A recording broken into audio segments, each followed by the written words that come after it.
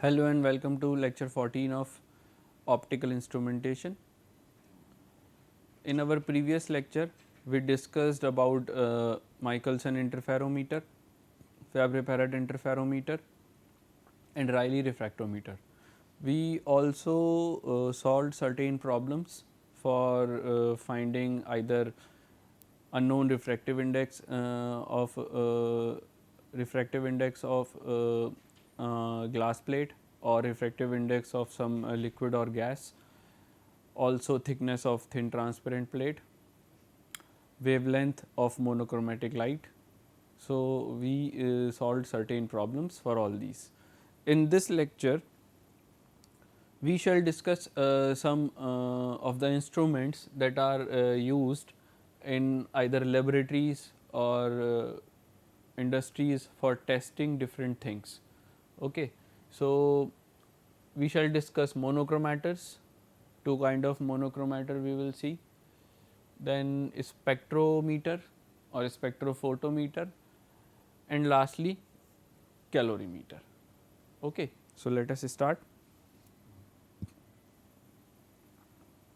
So, what is monochromator? In any optical instrument, mainly monochromatic light is used. These days laser can be used to generate a monochromatic light, as we have already studied in unit number 2. Lasers are highly monochromatic. But before lasers, how monochromatic light was generated? So, by using white light, what we do?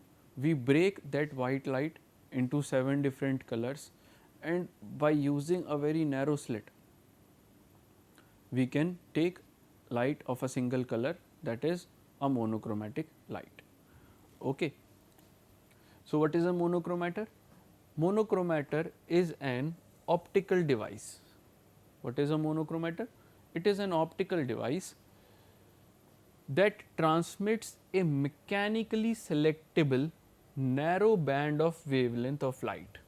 So, very narrow band of wavelength of light, that is why we call it monochromatic light. It is not completely monochromatic, but the wavelength range is very narrow, and we select it mechanically by using a mechanical instrument, by using a certain rotating device. Using that, we select which wavelength we want to use, and there is a slit over there. We will see diagrams construction for this, or other radiation chosen from a wider range of wavelengths available at the input. Okay. So, what is available at the input? White light. A monochromator can use either the phenomena of optical dispersion in a prism. So, we have to divide the white light into 7 different colors. So, either we can use a prism and we can use the phenomena of dispersion, or we can use a grating, diffraction grating, or phenomena of diffraction can be used by using a diffraction grating to separate the colors of light. To separate the colors of light, either we can use prism or we can use a grating. In prism, the phenomena of dispersion will work. With grating, the phenomena of diffraction will work. Okay. It usually has a mechanism for directing the selected color to an exit slit. So, there is a very narrow exit slit, and when we select different wavelength, different color, then that particular wavelength will be sent on that slit and the light will come out. Okay. The grating or prism is used in reflective mode. We can use two kind, either reflective or transmission grating or reflection grating. We can use both the types. Okay. The reflective prism is made by making a right angle triangle prism, typically half of the equilateral prism with one side mirrored. So, this is how we make reflective prism. So, these are the two kind of monochromators. This is using prism and this is using a diffraction grating. So, which kind of grating is this? You can see we have discussed grating in unit number 1, reflection grating and transmission grating, both we have discussed. So, this is a reflection grating.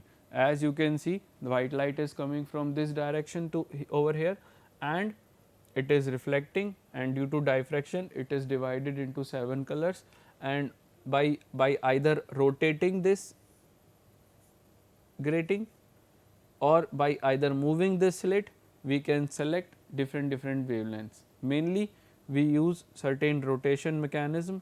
So, when this grating is rotated, again this whole pattern will shift in this direction and in this direction, and we can choose the required wavelength. Similarly, if we rotate this prism, then this Vibgyor pattern will shift either downward or upward, and using that movement we can take particular wavelength of light from this slit. Okay. So, this is the working of prism monochromator.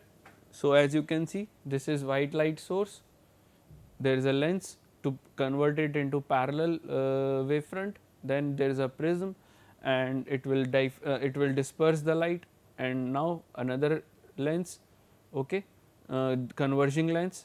So, different wavelength, suppose red wavelength will be here. So, this is a Vibgyor pattern, and by rotating this lens we can easily get the required wavelength of light over here.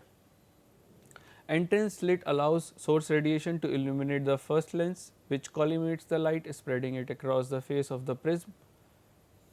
Prism disperses radiation into component wavelengths, and the second lens focuses the spectrum at the focal plane. An exit slit selects the band of radiation to reach the detector. Okay. Dispersing element can be a prism or a diffraction grating. Focusing element can be lens or mirror. So, this can be either prism or grating, and this can be lens or also mirror. Okay. So, this is another diagram, simplified diagram, light ray being dispersed from this prism over here, exit slit, only one wavelength is selected, rest one wavelength range is selected, and rest wavelength ranges are removed. Okay. This is another example. In this, a reflection type grating is used, as you can see. So, this is white light coming inside through this slit. This is a mirror. It is converting these light beams parallelly. When this parallel wavefront falls on this reflective grating, this grating diffracts it, and over here it is divided in two colors, and this mirror, again this mirror is focusing these colors over here, okay, and we will get, in this diagram we are getting green color light because it is in front of the slit.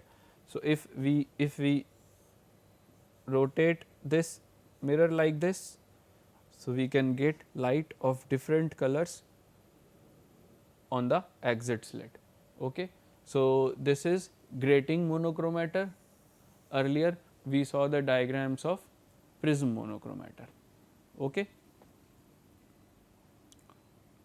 Another example of grating monochromator, a simplified diagram, source of white light, parabolic mirror, grating, dividing it into different colors using diffraction, then mirror 2 focusing these light rays on this detector. Okay. Now, a small comparison between prism and grating monochromators. Okay. So, the major difference between these two elements is that dispersion of prism is non-linear, while grating offer linear dispersion. Okay. Because there is diffraction in grating. So, they offer linear dispersion. The dispersion of prism is efficient over a wide range of wavelengths. and the throughput of a prism is usually pretty high. Okay. So, the dispersion offered by prisms is efficient for a wider wavelength, and also the throughput is more than 90%. However, they refract light in a wavelength dependent manner. Okay. So, the light is refractive depending on the wavelength, that results in non-linear dispersion. Non-linear dispersion, some wavelength is dispersed more and another is dispersed less, and accordingly the wavelength dependent resolution. Okay. So, the resolution is also dependent on wavelength. Therefore, proper correction of nonlinear dispersion through a mathematical algorithm is required.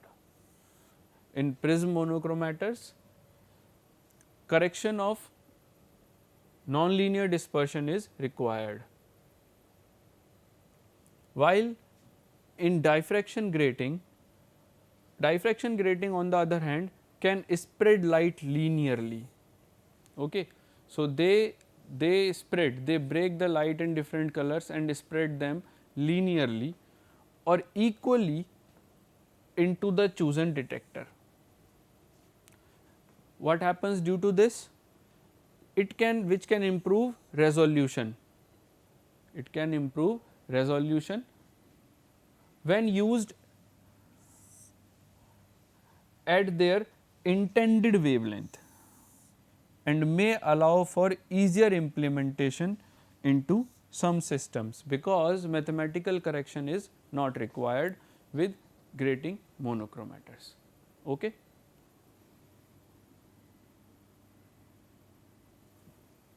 Next, spectrophotometers. Spectrophotometry is a branch of electromagnetic spectroscopy concerned with the quantitative measurement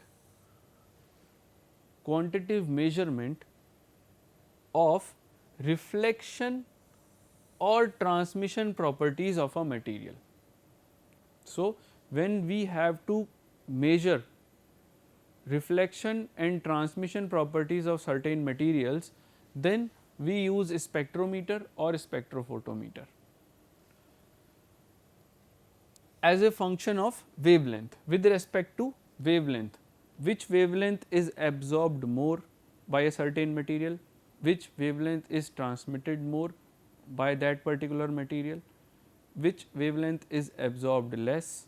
Okay. So, these things are very important for finding the various properties of certain materials. Okay. So, for this purpose spectrophotometers are used. Spectrophotometry is a method to measure how much a chemical substance absorbs light by measuring the intensity of light as a beam of light passes through the sample solution. So, what we do? We put a sample solution and we use a monochromatic light, we pass that monochromatic light through that sample solution, and on the other hand we have detector.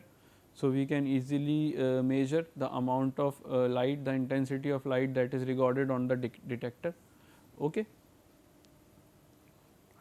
The basic principle is that each compound absorbs or transmit light over a certain range of wavelength. The basic principle is that each compound absorbs or transmits light over a certain range of wavelength, and that tells about the properties of that particular compound or material or a chemical substance. Okay. Spectrophotometry uses photometers known as spectrophotometers that can measure the intensity of light beam at different wavelengths. Okay. So, the detector that is used that can measure the intensity of light for different wavelengths. Some more points about spectrophotometer. Spectrophotometer is a spectrometer that only measures the intensity of electromagnetic radiation, that is light. So, for spectrometer, it can measure a range of electromagnetic wavelengths. It can also measure the electromagnetic wavelength outside visible region. But when we say spectrophotometer, it means it can only measure the intensity of light within visible region. Okay, what is visible region, or infrared or UV, X-ray? We have already seen in unit number 1. Okay, and is distinct from other spectrometers such as mass spectrometer. There is one more spectrometer, that is mass spectrometer. It is very intensively used in measurement and research laboratories. Okay. So, spectrophotometer, it is an analytical instrument used to quantitatively measure the transmission or reflection of visible light. So, spectrophotometer is used to measure the transmission and reflection of visible region light. Okay. Long UV or near infrared light, not far infrared. Okay. A spectrometer is typically used to measure wavelengths of electromagnetic radiation that has interacted with a sample. Okay. A mass spectrometer measures the spectrum of masses of the atoms and molecules present in a gas. Fine. So, this is the construction diagram of spectrometer. There are two kind of spectrometer shown here, a single beam spectrophotometer and a double beam spectrophotometer. So, a single beam spectrophotometer is very simple in the construction. So, there is a light source, then we have a monochromator, either prism monochromator or grating monochromator, because we need light of single wavelength, we need monochromatic light to pass through the sample. So, this is the slit. So, over here we are getting monochromatic light. This is the arrangement of monochromator that we have already seen. Now, this is the sample that we have to test and we have to measure which wavelength is absorbed more, which wavelength is absorbed or transmitted less, and over here we have a detector, and from this we have connected a computer. So, we can easily measure which wavelength is absorbed or transmitted less and which wavelength is absorbed or transmitted more. But in this there is no reference. So, reference beam is always used for better measurements. So, what is double beam? You can see all this arrangement is same till here, but over here there are two paths for light. This is a 50% reflecting transmitting glass plate. So, what it will do? It will divide this light ray into two paths. One light ray will go over in this direction, another will go in this direction, and we have kept a sample. One ray will be called reference. So, this is reference, and this is going through sample. So, this is test beam. Okay. Then over here what we will get, like Michelson interferometer, we will get a interference pattern on this detector. On this detector we will simply get the information of intensity, how much light is absorbed, how much is transmitted. In this we get interference pattern. Okay. So, in interference pattern we get more information, we get the information about the amount of light that is absorbed or transmitted. Also, apart from this we get information of interference. So, what are the applications? It is used as a tool for studying the structures of atoms and molecules, like in mass spectrometer. The large number of wavelengths emitted by these systems makes it possible to investigate their structure in detail, including the electron configurations of ground and various excited state. Okay. So, we can study about the electrons and their ground states and excited states that are present in the material. So, we can study inside the atom also using this mass spectrometer or spectroscopy. Spectrophotometers are widely used in various disciplines such as physics, molecular biology, chemistry and biochemistry. Applications for specs include measurement of substance concentration such as protein, DNA, RNA, growth of bacterial cells and enzymatic reactions. So, it is very extensively used in biology. Okay. Next is calorimeter. So, it is an instrument that is used to measure the amount of heat that is absorbed or that is absorbed or that is generated in any chemical reaction. Okay. Used for calorimetry. So, what is calorimetry? The process of measuring the heat of chemical reactions or physical changes as well as heat capacity. There are various kind of calorimeters, differential scanning calorimeters, isothermal microcalorimeters, titration calorimeters and accelerated rate calorimeters are among the most common types of calorimeters that are used. Okay. The other calorimeters are also there, but these four are the common type of calorimeters that are used in laboratory. A simple calorimeter just consists of a thermometer attached to a metal container full of water suspended above a combustion chamber. So, this is the construction of a simple calorimeter. So, in this lecture over here we will only discuss the construction and working of a simple calorimeter, so that we can find out what is a calorimeter and how does it work, what it is used for. It is one of the measurement devices used in the study of thermodynamics, chemistry and again biochemistry. So, optical instruments are very extensively used in biology. Okay. So, let us see the construction. So, this is the construction that we have already discussed in previous slide.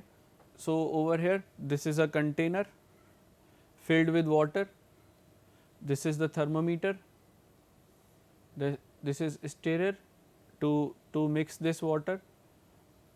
So, we can measure the temperature of water through this thermometer, and this is the container inside which the particular chemical reaction will take place.